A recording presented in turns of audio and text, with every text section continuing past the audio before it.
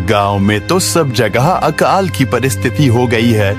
लगता नहीं कि अब इस गांव में ज्यादा दिन रुकना उचित होगा। काम के लिए बाहर गांव तो जाना ही पड़ेगा। भूषण काम की तलाश में दूसरे गांव की ओर निकल पड़ता है। चलते चलते वह विजयपुर गांव में आ जाता है। वहां उसका रहने का कोई ठिकाना नहीं था और उसके पास कोई काम भी नहीं था। चलते चलते वह एक अमीर किसान जगत सेठ के पास आ पहुंचता है। सेठ जी, मैं भूषण दूसरे गांव से आया हूँ। हमारे गांव में अकाल की परिस्थिति हो गई है। लोगों के खेत सूखे पड़े हैं। गांव में बूंद बूंद पानी के लिए लोग तरस रहे हैं। अगर मुझे आपके पास कुछ काम मिल जाएगा तो बहुत कृपा होगी बड़े भाई। अरे रे, लगता है तुम्हारी हालत बहुत खस्ता हो गई है।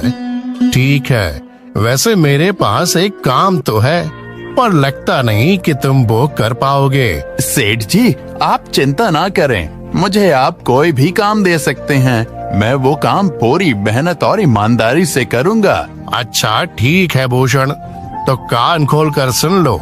मेरे पास 50 गायें और 50 भैंसें हैं। तुम्हें हर रोज उन जानवरों का गोबर निकालना होगा और रोज सुबह शाम उन्हें चारा पानी देना होगा। महीने के आखिर में तुम्हें इस काम के लिए 200 रुपए मिलेंगे। और हाँ, 2 वक्त का खाना भी हमारी तरफ से मुफ्त दिया जाएगा। बोलो, क्या तुम ये काम कर पाओगे? अरे बाप रे, 50 गाय और भैंसों को संभालना आसान काम नहीं है। पर अब मैं कुछ कर भी तो नहीं सकता, और ऊपर से सेठ जी 2 वक्त का खाना भी दे रहे हैं। ठीक है सेठ जी, मैं ये काम कर लूंगा, पर एक विनती है। हाँ बोलो भूषण, क्या बात है? सेठ जी, अगर आपको समस्या ना हो तो क्या मैं आपके गायों के साथ गौशाला में रह सकता हूँ? सेठ जी, मैं इस गांव में नया हूँ, मेरा रहने का कोई ठिकाना नहीं है। जग्गा सेठ थोड़ी देर तक सोचता है और भूषण को ऊपर से नीचे तक देखने के बाद उससे कहता है, ठीक है भूषण, तुम गौशाला में रह सकते हो। जी धन्यवाद सेठ जी।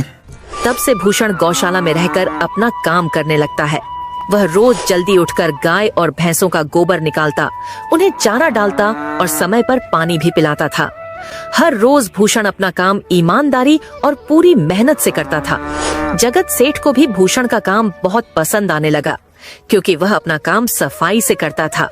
एक दिन जगत सेठ भूषण को बुलाकर उससे बोलता है, भूषण, मुझे तुम्हारा काम बहुत पसंद आया है।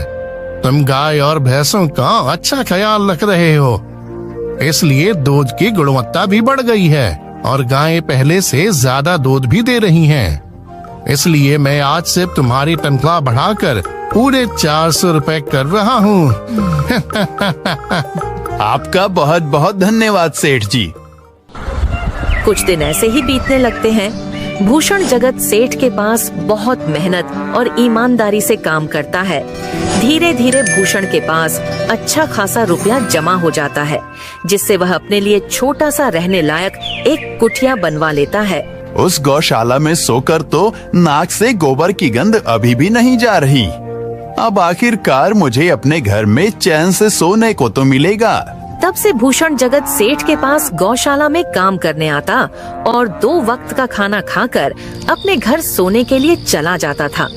कई साल ऐसे ही बीत जाते हैं। भूषण की मेहनत के कारण उसके पास अच्छा खासा रुपया जमा हो जाता है।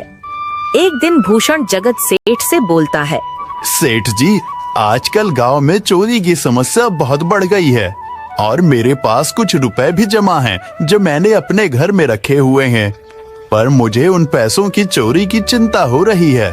आपको तो पता है कि मैं दिन भर आपके पास ही काम करता हूँ और सिर्फ रात में ही घर सोने जाता हूँ, इसलिए मुझे रोज उन पैसों की चोरी की चिंता सताती है। हाँ भूषण, तुम बात तो बिल्कुल सही कह रहे हो। आए दिन गांव में नए नए चोरी के किस्से सामने आ रहे हैं और दिन भर तो तुम्हारा घर खाली ही रहता है, तो चोरी होने की संभावना तो जरूर है। जगत सेठ थोड़ी देर सोचता है और फिर भूषण से कहता है, देखो भूषण, ऐसे समय में तो गांव में एक ही जगह है जहां पर तुम्हारा धन सुरक्षित रह सकता है, और वो है जमींदार का घर। क्या जमींदार का घर? हाँ भूषण, इस गांव के जमींदार बहुत ईमानदार और दयालु हैं। ऐसा मैंने कुछ लोगों से सुना है और उनके घर पर बहुत सारे पहरेदार भी हैं, तो चोरी होने की संभावना बहुत कम है। तुम अपने पैसे उनके पास रख सकते हो। अच्छा, ऐसा है क्या सेठ जी? ठीक है, फिर आज ही मैं जमींदार जी से मिलकर बात करता हूँ और उन्हें अपनी समस्या बताता हूँ। उस दिन भूषण जमींदार जी के घर उनसे बात करने जाता है। हे टूडको, कहाँ अंदर आए जा रहे हो? वहीं रुक जाओ। जी, मुझे जमींदार जी से मिलना है। मुझे उनसे कुछ काम है। क्या काम है तुमको उनसे? मुझे जरा बताओ। जी, मुझे कुछ पैसे रखवाने थे उनके पास, यही काम के लिए आया था मैं। अच्छा ठीक है, तुम अंदर जा सकते हो। नमस्ते जमींदार जी, मैं भूषण जगत सेठ के यहाँ काम करता हूँ। कुछ साल पहले ही मैं दूसरे गांव से यहाँ आया हूँ। अच्छा भूषण, बोलो तुम्हारा क्या काम है मेरे पास? जमींदार जी, मैं सालों से जगत सेठ के पास काम कर रहा हूँ और मैंने कुछ रुपए भी जमा कर लिए हैं, पर बात यह है कि गांव में चोरी की समस्या बहुत बढ़ गई है, तो मुझे अपने रुपए घर में रखने से डर लग रहा है। अच्छा, कितने रुपए जमा किए हैं तुमने? जमींदार जी, यही कोई 5 से 6 हजार रुपए होंगे मेरे पास। वाह, ये तो बड़ी रकम है। मैंने आपकी ईमानदारी के बारे में लोगों से बहुत सुना है, इसलिए मैं अपनी रकम आपके पास कुछ वक्त के लिए रखने आया हूँ। हाँ भूषण, तुमने बिल्कुल सही सुना है। तुम्हारी रकम मेरे पास पूरी तरह से सुरक्षित रहेगी। तुम अब चिंता ही छोड़ दो, मैं सब देख लूंगा। भूषण अपने पैसों की थैली जमींदार को दे देता है। ये पूरे 5,800 रुपए हैं, आप गिनकर देख लीजिए। गिनने की क्या जरूरत है? तुम तो जगत सेठ के आदमी हो, मुझे तुम पर पूरा विश्वास है। जमींदार जी, आपका बहुत बहुत धन्यवाद। अब मुझे चोरों का कोई डर नहीं है, क्योंकि मेरे पैसे सुरक्षित हाथों में हैं।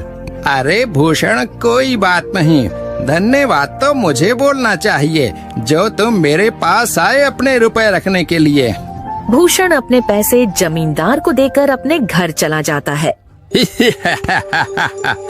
हाँ भूषण, तुम्हारे पैसे मेरे हाथों में ही अच्छे लगते हैं। ऐसे ही भूषण ईमानदारी और मेहनत से जगत सेठ के यहाँ काम कर रहा था। देखते ही देखते 2 साल ऐसे ही बीत जाते हैं। एक दिन भूषण सोचता है, अब बहुत साल हो गए जगत सेठ के यहाँ काम करते हुए। वैसे सेठ जी तो बहुत अच्छे इंसान हैं, पर सोच रहा हूँ कि खुद की जमीन लेकर उस पर मेहनत करूँ, तभी मैं बड़ा आदमी बन सकता हूँ। अब जो मेरे पास थोड़े कुछ पैसे हैं और जो जमींदार के पास कुछ पैसे संभालने के लिए दिए हैं, वो जमा करके थोड़ी जमीन खरीद लूंगा। आज ही जमींदार से मिलने जाता हूँ और अपने रुपए मांगता हूँ। ये सोचकर भूषण जमींदार जी के घर चला जाता है। जमींदार जी, मैं अपने रुपए वापस लेने आया हूँ। आपके पास मैंने 5,800 रुपए दिए थे संभालने के लिए। अरे भाई साहब, मैंने पहचाना नहीं आपको। वैसे कौन हो आप? अरे जमींदार जी, मैं भूषण हूँ। पिछले साल मैंने आपको पैसे संभालने के लिए दिए थे, याद आया कुछ? अरे भाई साहब, मेरे पास कितने सारे लोग आते जाते हैं पैसे रखने के लिए, और सभी के साथ मेरा अच्छा व्यवहार होता है। वैसे आपके पास कोई कागजात हैं क्या? क्योंकि मैं हर व्यक्ति से कागज पर ही व्यवहार करता हूँ। किसने कितने पैसे दिए, किसके कितने पैसे रखे हैं, सबका व्यवहार रहता है मेरे पास। जमींदार जी, ये आप क्या बात कर रहे हैं? आपकी ईमानदारी देखकर ही मैंने आपको पैसे दिए थे संभालने के लिए, और आप अब ऐसी बातें कर रहे हैं। कृपया करके मेरे पैसे मुझे वापस कीजिए। हाँ भूषण, मैं ईमानदारी से ही काम करता हूँ, इसलिए तो तुमसे मैं डॉक्यूमेंट्स मांग रहा हूँ। क्या तुम्हें पता नहीं, जब तुम किसी से पैसों का व्यवहार करते हो तो तुम्हें स्टाम्प पेपर पर लिख कर देना पड़ता है। तुम किसी से भी पूछ सकते हो। नहीं जमींदार जी, मैं आपके पैर पड़ता हूँ, कृपया करके मेरे रुपए मुझे दे दीजिए। बड़ी मेहनत से मैंने वो पैसे जमा किए थे, मुझ पर ऐसा अन्याय ना करें। अरे क्या ये झूठ मूठ का रोना धोना लगाया है? लगता है तुम ढोंगी हो और मेरी ईमानदारी और भोलेपन का फायदा उठाकर मुझसे ये रुपए लेने आए हो। रुक, तुझे अभी सबक सिखाता हूँ। जमींदार अपने आदमियों को बुलाकर भूषण की पिटाई करने को कहता है। इसे तब तक मारो जब तक ये बेहोश ना हो जाए।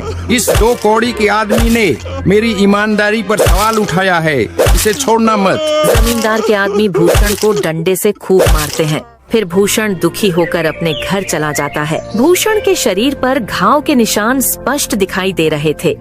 2 दिन से भूषण घाव के दर्द के कारण जगत सेठ के घर काम के लिए नहीं जा पाता है। इसलिए अगले दिन जगत सेठ भूषण के पास आ जाते हैं। वह देखते हैं कि भूषण खाट पर सो रहा है और वह बड़ा ही चिंता में नजर आ रहा है।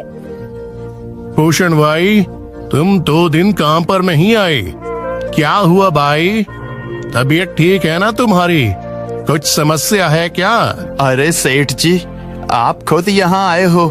आप खबर भिजवाते तो मैं खुद चला आता। अरे भूषण, कोई बात नहीं, तुम्हें देखकर लगता है तुम बीमार हो। क्या हुआ है तुम्हें? जगत सेठ, क्या बताऊं, जिस जमींदार के पास पिछले साल मैंने अपने पैसे संभालने को दिए थे, वो आज मुझे पैसे वापस नहीं करना चाहता। वो बहुत लालची इंसान है, वो लोगों को ठग रहा है। और जब मैंने बाद में गिड़गिड़ाना शुरू किया तो उसने डंडे से मार मार कर मेरी पिटाई करवा दी और मुझे वहां से धक्के मार कर निकाल दिया। अरे बाप रे, ये तो बड़ा ही गंभीर विषय है। मैंने तो जमींदार के बारे में अच्छा ही सुना था, पर मुझे भी नहीं पता था कि वो इंसान इतना गिरा हुआ है। तभी मैं सोचूं, हर साल उसकी संपत्ति इतनी ज्यादा कैसे बढ़ रही है। मुझे माफ कर दो भूषण, मैंने ही तुम्हें जमींदार के पास जाने को बोला था। गलती तो मेरी भी है। नहीं जगत सेठ, आप तो मेरा अच्छा ही सोच रहे थे। ये तो उस जमींदार का लालच है। अब लगता नहीं मेरे पैसे उस जमींदार से वापस मिलेंगे भी। भूषण, मेरे पास एक तरकीब है जिससे मैं तुम्हारे पैसे तुम्हें वापस दिला सकता हूँ। जगत सेठ भूषण के कान में सारी तरकीब बताता है। ठीक है सेठ जी, हे ऊपर वाले, ये तरकीब कामयाब होने दीजिए। अगले दिन जगत सेठ बहुत सारे पैसों को एक सूटकेस में भरकर खुद जमींदार के घर जाता है। अरे जगत सेठ, आज आप खुद यहाँ? बोलो भाई, इस गरीब के घर कैसे आना हुआ? हमारा तो ये सौभाग्य है कि आप जैसे धनी आदमी के चरण हमारे घर में लगे हैं। नमस्ते जमींदार जी। अरे जमींदार जी, आप तो मुझे अब लज्जित कर रहे हैं। वैसे मैं कुछ महीनों के लिए दूसरे राज्य में व्यापार करने जा रहा हूँ। मैं ये लगभग 50,000 रुपए लाया हूँ।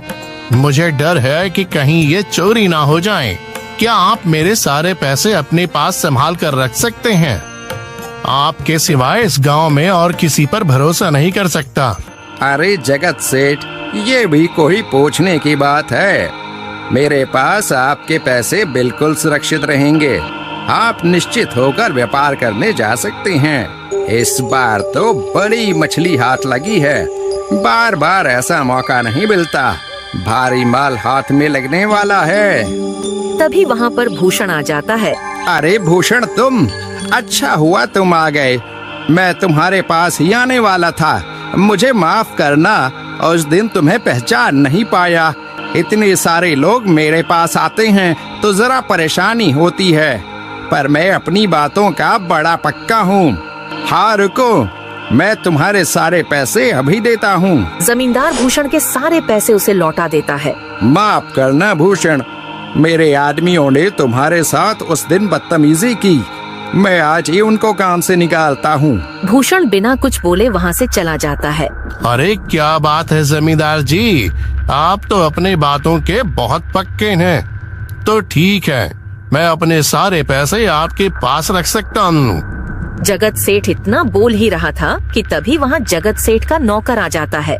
मालिक, अब आपको बाहर के राज्य में जाने की कोई जरूरत नहीं है। अभी अभी व्यापारियों का संदेश आया है और उसने कहा कि वो खुद हमारे गांव आ रहे हैं। अरे ये तो बहुत बढ़िया बात हुई। अब मुझे इतनी दूर नहीं जाना पड़ेगा। सुन रहे हो जमींदार जी, व्यापारी यहाँ आ रहे हैं। अब मुझे नहीं लगता कि ये पैसे आपके पास रखने का कोई मतलब होगा। चलो, आपका बहुत बहुत धन्यवाद। आपने इतनी ईमानदारी दिखाई मुझे। हाँ, पर अगली बार जरूर आपके पास ही आऊंगा। ऐसा बोलकर जगत सेठ और उसका नौकर वहाँ से अपने पैसे लेकर चले जाते हैं। धत तेरी की, ये क्या हो गया? ये 50,000 तो चले गए और जो भूषण के 5,800 रुपए हड़प लिए थे वो भी चले गए। आपका बहुत बहुत धन्यवाद सेठ जी।